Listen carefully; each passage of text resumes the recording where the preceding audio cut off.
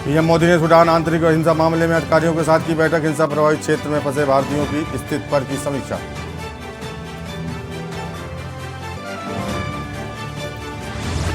PM Modi ने civil services day पर मध्य प्रदेश के बुरहानपुर जिले की कलेक्टर भव्या मित्तल को किया सम्मानित। जल योजना में बेहतर क्रियान्वयन के लिए दी बधाई। सुप्रीम कोर्ट ने ज्ञान-वापी वुजू मामले में आज की सुनवाई। यूपी सरकार को पानी के इंतजाम और 70 मीटर दूर मोबाइल टॉयलेट उपलब्ध कराने का दिया आदेश। केंद्रीय मंत्री अमित शाह ने असम अरुणाचल प्रदेश के सीमा विवाद को सुलझाने की पहल। गृह मंत्री की मौजूदगी में समझौते पर हुए हस्ताक्षर।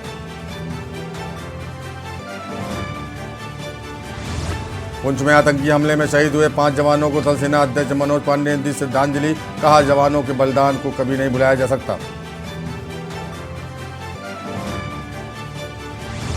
और दिल्ली के साकेत कोर्ट में दिन दहाड़े महिला पर फायरिंग। पैसों के लेन देन को लेकर दोनों विवाद। आरोपी शख्स सीसीटीवी में कैद। आप देख रहे हैं के न्यूज, खबरों का सारथी। नमस्कार, फाइनल बुलेटिन आपका स्वागत है। मैं हूं प्रबुद्ध चौहान। सबसे पहले छत्तीसगढ़ की बात करेंगे। कांकेर की रेत तस्कर महानदी में कर रहे उत्खनन। कांकेर से खबर। खुलेआम जेसीबी से रेत की तस्करी। खनिज विभाग राजस्व विभाग पर अनदेखी का आरोप। कांकेर से खबर। जिला मुख्यालय से महज 10 किलोमीटर की दूरी पर हो रहा खनन। कांकेर जिला मुख्यालय के ग्राम पंचायत नारा महानदी का मामला।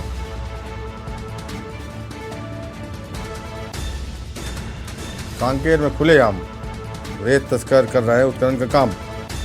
विभागीय अधिकारियों को सुध नहीं।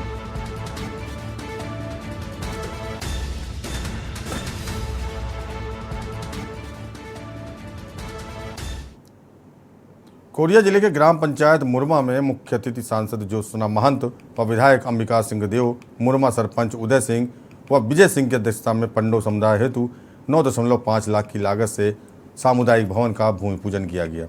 इस अवसर पर भूपेश बघेल व विधायक अंबिका सिंह देव के कार्यों से प्रभावित होकर 8 ग्राम पंचायत सरपंचों सहित 250 की संख्या में महिला व पुरुषों ने कांग्रेस में प्रवेश किया। इस कार्यक्रम के आयोजन में पीसीसी सदस्य योगेश शुक्ला, वेदांती तिवारी, बिहारी राजवाड़े सहित ग्रामवासी उपस्थित रहे। बहुत ही करीबी और उनके साथ के लोग जो अब आज फिर से कांग्रेस की सत्ता आने के बाद कांग्रेस के काम को देखते हुए फिर से कांग्रेस प्रवेश किए हैं। खबर सुकमा से है, जहां नक्सल प्रभावित सुकमा जिले के कोंटा थाना क्षेत्र में शुक्रवार की सुबह सुरक्षा बलों के जवानों और नक्सलियों के बीच जबरदस्त मुठभेड़ हुई। मुठभेड़ में कुछ नक्सलियों के घायल होने का दावा किया गया है। मिली जानकारी के मुताबिक पुलिस को मुखबिर से कोंटा थाना क्षेत्र के अंतर्गत बेलपोचा, नुलकातोंग और गोमपाड़ के इलाके में नक्सली कमांडर कोसा और मंगड़ू की मौजूदगी की सूचना मिली थी। इसके बाद डीआरजी की टीम को मौके पर भेजा गया। डीआरजी के जवान इस अभियान के दौरान सुबह के वक्त जैसे ही बंडा कन्हईगुड़ा गांव पहुंचे, तभी अचानक पहले से घात लगाए बैठे नक्सलियों ने जवानों को देखते ही उन पर फायरिंग शुरू कर दी। फायरिंग होते देख जवानों ने भी मोर्चा संभाल लिया। इसके बाद जवानों ने भी कार्रवाई शुरू की। जवानों को भारी पड़ता देख नक्सली वहां से फरार हो गए।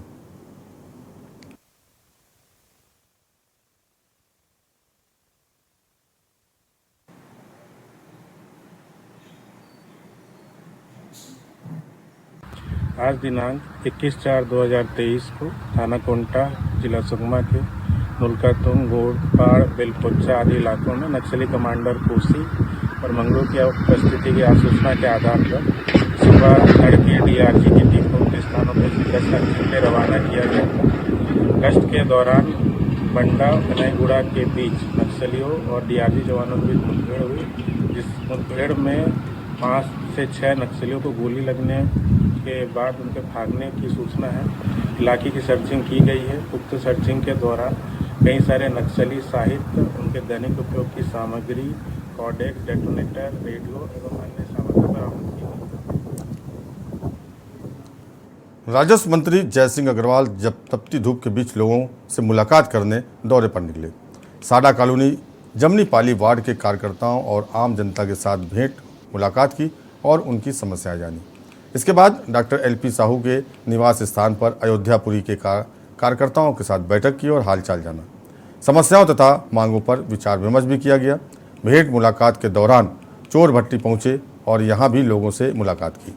पूर्व निगम सभापति धुरपाल सिंह कंवर के निवास स्थान डुमर मुड़ा जाकर आसपास के कार्यकर्ताओं से उन्होंने मुलाकात की और भोजन किया। दर्री जोन के विभिन्न ग्रामीण इलाकों का दौरा किया।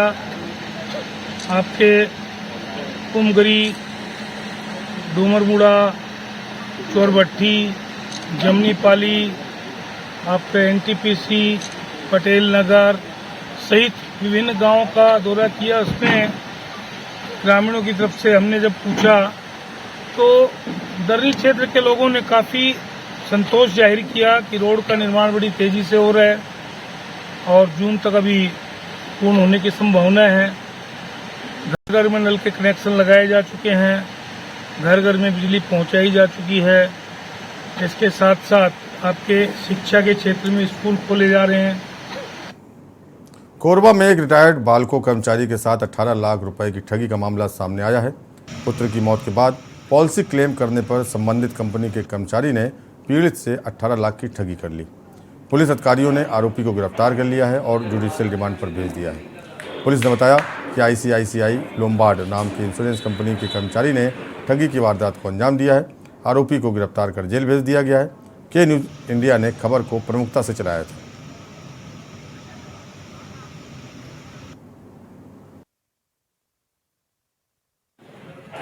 बालको थाना में एक FIR हुआ था। इसमें अपराध क्रमांक 232/23 और IPC की धारा 420 के तहत अपराध पंजीबद्ध किया गया था।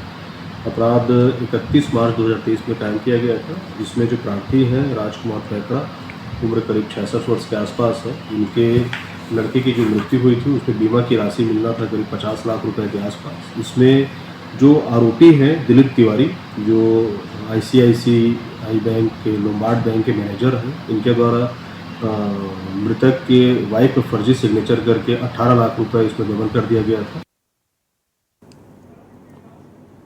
प्रधानमंत्री ग्राम सड़क योजना विभाग में बैठे जिम्मेदार अधिकारी ठेकेदारों को संरक्षण देते हुए नजर आ रहे हैं। गिधार रिकाम्पा से विपतपुर तक 46,20,000 रुपए की राशि से 2.17 किलोमीटर की सड़क ठेकेदार बना रहे हैं। नवनिर्मित सड़क में अब कहीं गड्ढे तो कहीं उखड़ने की शिकायत आ रही है। सड़क कार्य की जानकारी सूचना पटल पर लगाई गई है, लेकिन सूचना पटल में कार्य प्रारंभ की तिथि, कार्य पूर्णता की तिथि गायब है। संबंधित अधिकारी अपने जिम्मेदारी से भागते नजर आ रहे हैं।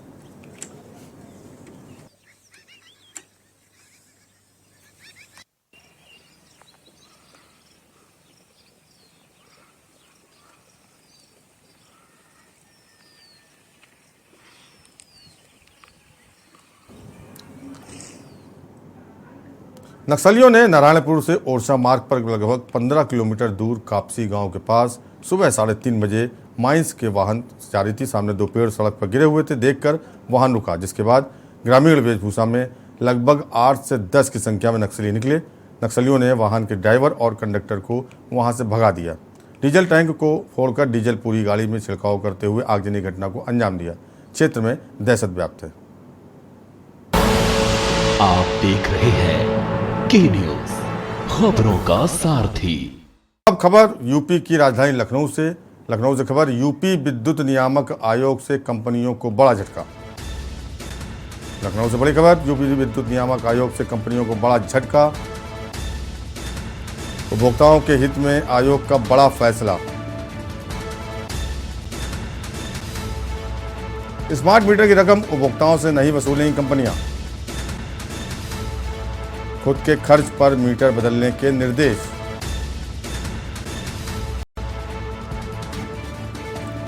कनेक्शन के समय ही उपभोक्ता देता है मीटर चार्ज।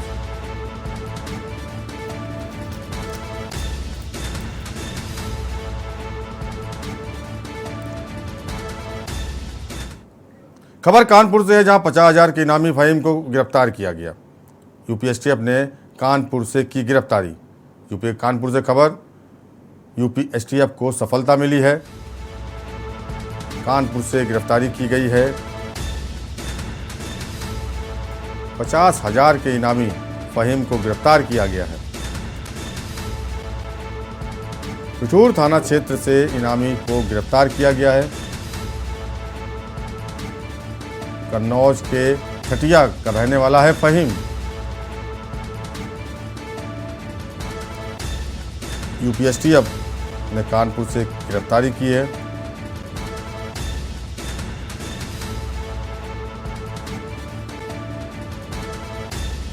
पिठूर थाना क्षेत्र से इनामी बदमाश को गिरफ्तार किया गया है। कन्नौज के छठिया का रहने वाला है फहीम।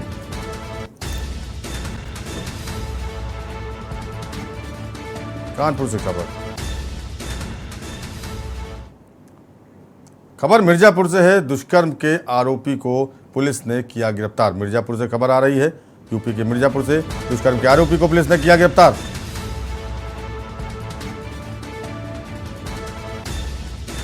महिला को नशीला पदार्थ खिलाया था और उसका वीडियो बनाकर उसको ब्लैकमेल करता था।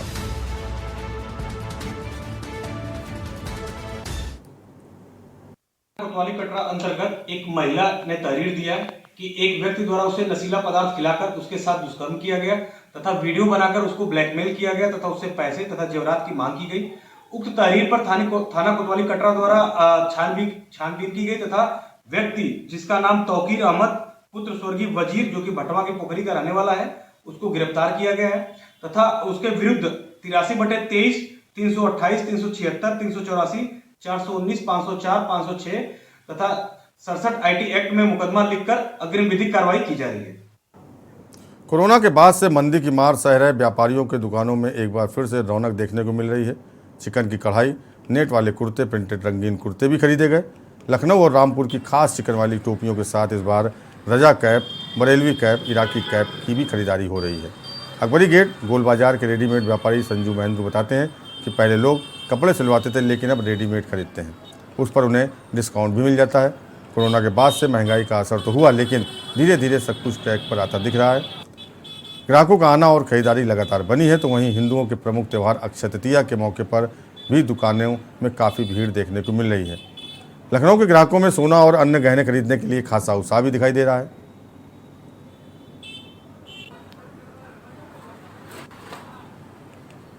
रौनक लगातार बरकरार है। अक्षय तृतीया भी हाल ही में आने वाला है। कपड़ों की खरीदारी को लेकर खासा उत्साह देखने को मिल रहा है क्या ग्राहकों में? बहुत ज़्यादा उत्साह देखने को मिल रहा है और ज़्यादातर मुस्लिम लोग जो है ज़्यादा आ रहे हैं और उनको सिले हुए कपड़े, टॉप और सूट पीस ये सब ज़्यादा डिमांड में है। इसके लिए बहुत ज़्यादा लोग पूछ रहे हैं और बड़ा उत्साह है लोगों में। जैसे कि चिकन के कुर्ते और चिकन के जो सामान है, कुर्ते हैं, कपड़े हैं, ये सब ज़्यादा यहाँ पे लखनऊ में फेमस है। तो इसमें भी आपको देखने को मिल रहा है अभी भी? बिल्कुल बिल्कुल। हम लोग तो मेन मार्केट ही चिकन का है और इसमें जेंट्स के कुर्ते, लेडीज़ के टॉप और बहुत से आइटम आजकल लेटेस्ट जो चल रहे हैं जैसे पैर प्लाजो है, शरारे हैं, तो इस तरह की बहुत सी चीज़ें हैं जिसकी बहुत ज़्यादा डिमांड है और कस्टमर जो है इन्हीं सब चीज़ों को ज़्यादा डिमांड कर रहा है। सर, आफ्टर कोरोना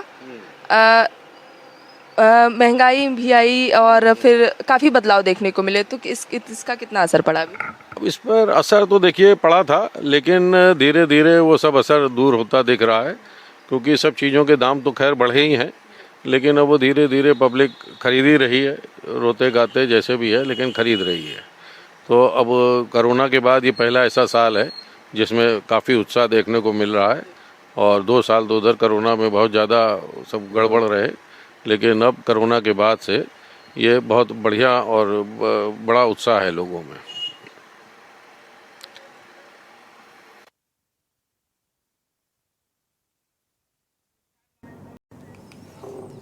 खबर उत्तराखंड से। रुड़की के नेहरू स्टेडियम में क्रिकेट एकेडमी संचालकों ने हरिद्वार क्रिकेट एसोसिएशन के पदाधिकारियों पर खिलाड़ियों के चयन में भेदभाव का आरोप लगाया है। एसोसिएशन के पदाधिकारी नियमों के विपरीत जाकर टीम में अपने जानकारों को चयन कर रहे हैं। उन्होंने कहा कि मामले की शिकायत जिलाधिकारी से और जरूरत पड़ी तो न्यायालय से भी की जाएगी। रुड़की के नेहरू स्टेडियम में पत्रकारों से वार्ता करते हुए क्रिकेट एकेडमी के संचालक पंकज शर्मा, अवतार सिंह, गुरविंदर सिंह, शिवम सैनी समेत अन्य लोगों ने आरोप लगाया कि हरिद्वार क्रिकेट एसोसिएशन के पदाधिकारियों द्वारा जनपद के खिलाड़ियों के भविष्य के साथ खिलवाड़ किया जा रहा है। जिले की सभी क्रिकेट एकेडमी से लीग के नाम पर 20,000 रुपये और खिलाड़ियों के रजिस्ट्रेशन के नाम पर 500 रुपये प्रत्येक खिलाड़ी से लिए जाने का उन्होंने आरोप लगाया। भारतीय क्रिकेट टीम के खिलाड़ी ऋषभ पंत के कोच अवतार सिंह ने आरोप लगाया कि मनमाने तरीके से अपने चहेते खिलाड़ियों का चयन करके उन्हें राज्य स्तरीय प्रतियोगिता में भाग लेने के लिए भेज दिया जाता है। उन्होंने कहा कि खिलाड़ियों के साथ शोषण को बर्दाश्त नहीं किया जाएगा। एकेडमी संचालकों ने अनियमितता और मनमाने ढंग से खिलाड़ियों की चयन की प्रक्रिया पर आपत्ति जताई और इस प्रकरण को डीएम हरिद्वार हाईकोर्ट और cricket association of Uttarakhand BCCI में भी शिकायत करने की बात कही।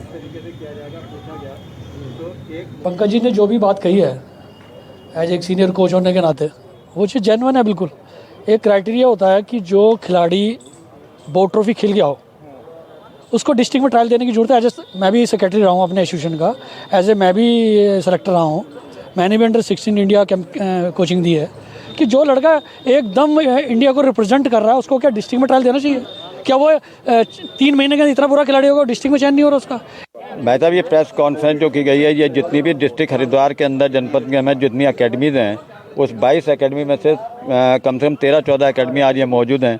ये सिर्फ जो सीनियर क्रिकेट लीग कराई गई थी अभी उसमें जो सिलेक्शन हुआ है उसके विरोध में ये करा गया है, क्योंकि जो चयन किया गया है वो मनमाने ढंग से चयन किया गया है। जो जेन्युइन खिलाड़ी हैं जिनका होना चाहिए था, पहली बात तो चयन प्रतिक्रिया इनके द्वारा गलत लागू की जाती है। इन्होंने मीटिंग में ये तय किया था क्रिक हीरोज एक मोबाइल ऐप होता है स्कोरिंग के लिए, उसमें कोई मापदंड चयन का नहीं होता, लेकिन उन्होंने उस मापदंड पे करा इसका चयन इन्होंने कहा। लेकिन अब जो है जब उसमें बच्चा परफॉर्म नहीं कर पाया, क्रिक हीरोज को भी इन्होंने दरकिनार करते हुए इन्होंने मनमाने ढंग से किया हुआ है, जबकि जिस बच्चे का चयन किया गया है उससे ज़्यादा स्कोर और विकेट बच्चों के और के भी हैं। हरियाणा के गृह मंत्री अनिल विज आज गुरुग्राम स्थित सीपी ऑफिस पहुंचे। पुलिस ने हरियाणा के गृह मंत्री को गार्ड्स ऑफ ऑनर से स्वागत किया। गृह मंत्री अनिल विज ने प्रेस कॉन्फ्रेंस में पुलिस अधिकारियों को संबोधित करते हुए कहा कि गांव में ज़्यादा शिकायतें क्राइम की आती हैं। जनता का कहना है कि समय पर कार्रवाई नहीं होती। उन्होंने पुलिस को निर्देश दिए कि जनता को हमेशा ऐसा लगना चाहिए कि हरियाणा पुलिस उनके साथ है। डीएलएफ की ज़मीन के बारे में भूपेंद्र हुड्डा वाड्रा को क्लीन चिट के बारे में उन्होंने बताया कि अभी तक उनके संज्ञान में ये बात नहीं आई है।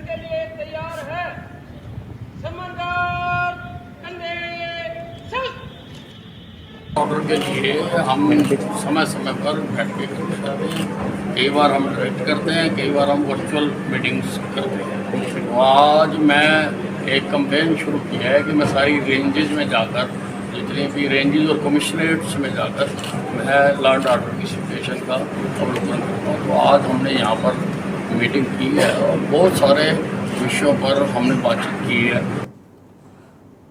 हल्द्वानी में पालतू कुत्तों सहित आवारा कुत्तों में पार्वो वायरस तेजी से फैल रहा है। चिकित्सकों की माने तो इन 2 दिनों का मौसम रोग के संक्रमण को बहुत तेजी से फैला रहा है। शहर के कालाढूंगी रोड स्थित पशु अस्पताल में प्रतिदिन 40 से 50 पशु प्रेमी अपने पालतू कुत्तों को लेकर ओपीडी पहुंच रहे हैं। कई जानवरों का उपचार भी संभव नहीं है। पार्वो के साथ ही कैनाइन डिस्टेम्पर और हीट स्ट्रोक के केस भी अस्पताल पहुंच रहे हैं। पशु चिकित्सा अधिकारी डॉक्टर आर.के. पाठक ने बताया कि इस वायरस से ग्रसित कुत्तों में खून की उल्टी या दस्त होना मुख्य लक्षण है। ऐसे लक्षण मिलने पर कुत्तों का तत्काल खाना पीना रोक देना चाहिए। बीमारी से बचाव के लिए कुत्तों को सलाइन चढ़ाया जाता है और साथ ही एंटीवायरल और एंटीबायोटिक दवाइयाँ दी जाती हैं। वायरस काफ़ी तेज़ी से फैलता है। समय पर इलाज नहीं मिलने से कुत्तों के लिए ये जानलेवा भी हो जाता है। तो स्पेशली आप पेट्स और कैट की बात कर रहे हैं, जो हमारे जो डॉग्स हैं कैनाइंस, उसमें आजकल पार्वो के केसेस बहुत आ रहे हैं, कैनाइन डिस्टेम्पर के भी केसेस आ रहे हैं और जनरल जो हीट स्ट्रोक के केसेस आ रहे हैं आजकल। तो उससे बचाव का यही है कि आप कुत्ते को हवादार जगह पे रखें, उसको ठंडा पानी पिलाएं, दिन में 3-4 बार कम से कम प्रॉपर वाटरिंग करें, उसकी देखभाल करें, उसको ठंडी जगह पे रखें। और जब भी उसमें थोड़ी भी समस्या दिखे, जैसे कि उसने खाना खाना छोड़ा या जैसे वॉमिटिंग स्टार्ट हुई या पोटी पतली कर रहा है, डायरिया हो रहा है उसको, तो तुरंत अपने जो भी पशु चिकित्सालय है निकटवर्ती उससे संपर्क करें। और जो आपने पूछा कि ओपीडी कितनी हो रही है, तो ये मान के चलिए कि 40 से 50 डॉग के केसेस पर डे आ रहे हैं। 6 माह के इंतजार के बाद भगवान केदारनाथ अपने धाम के लिए रवाना हो गए। बाबा केदार को हिमालय रवाना करने के लिए भक्तों का हुजूम उमड़ पड़ा। संपूर्ण केदार घाटी जय बाबा केदार के जयकारों से गुंजायमान होगी। डोली को हिमालय भेजते समय भक्तों का उत्साह देखते ही बन रहा था। अब 24 अप्रैल को बाबा केदार की डोली केदारनाथ पहुंचेगी और 25 अप्रैल को सुबह 6:20 पर बाबा केदार के कपाट आम भक्तों के लिए खोल दिए जाएंगे। हजारों भक्तों की जयकारों, आर्मी बैंड की मधुर धुनों और स्थानीय वाद्य यंत्रों की थाप के बीच बाबा केदार की पंचमुखी चल विग्रह उत्सव डोली अपने शीतकालीन गद्दी स्थल ओंकारेश्वर मंदिर ऊखी मठ से केदारनाथ धाम के लिए रवाना हो गई।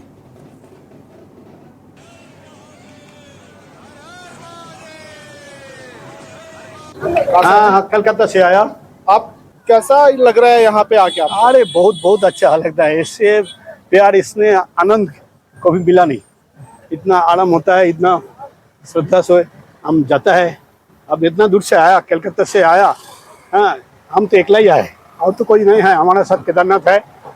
हर साल आता है। हम 94 से हम आता है ना। ये हमारा 54 टाइम्स हो गया। सबसे पहले तो जय श्री केदार। और आज भगवान की डोली 6 मास के लिए केदारनाथ जा रही है, कैलाश जा रही है। और 6 महीने शीतकालीन गद्दी स्थल यहाँ पर है, यही पूजा होती है। आज जब जो डोली जा रही है तो लोगों को थोड़ा कष्ट भी है कि यहाँ से कैलाश की तरफ भगवान जा रहे हैं। और लेकिन उत्साह भी है कि 6 महीने अब कैलाश में हम लोग भी जाएंगे और दुनिया भर के लोग।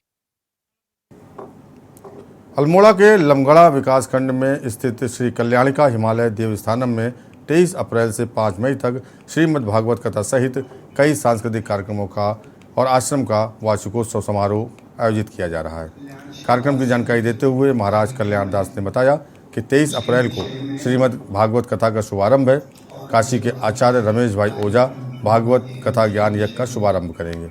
उन्होंने बताया कि 25, 26 और 27 अप्रैल को भारत के सुप्रसिद्ध देवकी नंदन शर्मा वृंदावन वाले रासलीला मंचन का आयोजन किया जाएगा। 30 अप्रैल से 4 मई तक भारतवर्ष से आए हुए महापुरुषों एवं संतों के आशीर्वचन तथा अखंड उत्तराखंड के विभिन्न सांस्कृतिक कार्यक्रम किए जाएंगे। उन्होंने बताया कि 1 मई से 4 मई तक उत्तराखंड संस्कृति विभाग की तरफ से विभिन्न सांस्कृतिक कार्यक्रमों का आयोजन किया जाएगा। साथ ही 5 मई को समापन के अवसर पर उत्तराखंड के मुख्यमंत्री पुष्कर सिंह धामी आश्रम के वार्षिकोत्सव कार्यक्रम में धर्म ध्वजा की स्थापना करेंगे। इसके साथ ही कलश यात्रा और कन्या पूजन भी करेंगे। इस दौरान करीब 1,500 कन्याओं का पूजन और विशाल भंडारे का आयोजन किया जाएगा। उन्होंने बताया कि आश्रम में ही कल्याण का धर्म स्थित चिकित्सालय का लोकार्पण भी मुख्यमंत्री धामी करेंगे। कार्यक्रम में आने वालों के लिए पार्किंग और भोजन का उचित प्रबंध किया गया है।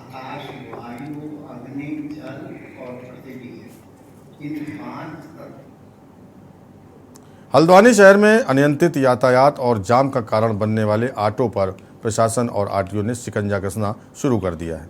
कालूशाही मंदिर चौराहे से कालाढूंगी रोड पर चलने वाले ऑटो, बरेली रोड सहित नैनीताल रोड में चलने वाले ऑटो संचालकों की बैठक कर प्रशासन ने पहले ही नो एंट्री जोन में ऑटो चलाने पर प्रतिबंध लगाया है। बावजूद इसके ऑटो वाले अपने निर्धारित रूट से अलग रूट पर चलते दिखाई दिए, जिस पर आज से कार्रवाई शुरू हो गई। एआरटीओ प्रवर्तन ने ऑफ रोड पर चल रहे ऑटो को कोशिश करना तथा चालान करने की कार्रवाई शुरू कर दी है। वहीं दूसरी तरफ ट्रैफिक इंस्पेक्टर भी अपनी टीम के साथ अनियंत्रित ऑटो को अपने रूट पर चलने और निर्धारित ऑटो स्टैंड से चलने की कार्रवाई को अंजाम दे रहे हैं। वहीं दूसरी तरफ ऑटो संचालकों का कहना है कि पूर्व में निर्धारित उनके रूट और ऑटो स्टैंड पर उनको चलने की अनुमति दी जानी चाहिए, क्योंकि उनका परमिट आरटीओ द्वारा उसी क्षेत्र में दिया गया है।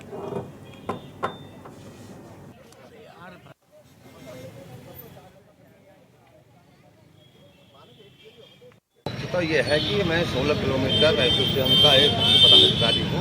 तो दरअसल हुआ यह है कि हमारा यहाँ पर पहले एक स्टैंड हुआ करता था, जिसमें शहर में 4 स्टैंड हुआ करते हैं। प्रशासन द्वारा अनाधिकृत ऑटो को यहाँ पर बचने के लिए मतलब 16 किलोमीटर को प्रसारित किया है। उनको मतलब नियम उनको जो है यहाँ से बाहर किया जा रहा है, हटाया जा रहा है। हटा दिया है। कल से एक बैठक की गई जिसमें हर चीज़ थोप दी गई। हमारा न कोई हमारे पास हर चीज़ से कोई पेपर भी था, कोई हमारे तथ्य नहीं रखे गए। एक तरह से बलपूर्वक कहें उसको मतलब जो है हमें यहाँ से हटा दिया गया।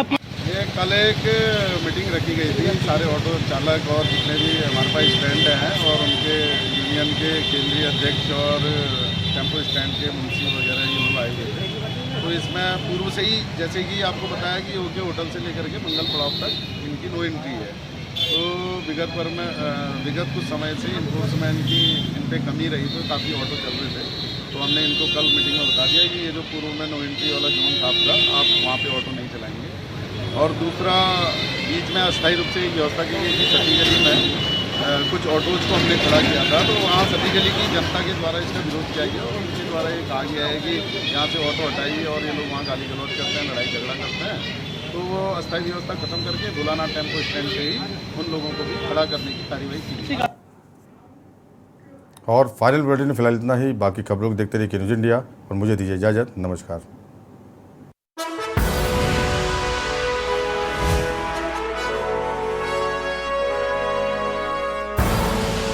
आप देख रहे हैं के न्यूज़, खबरों का सारथी।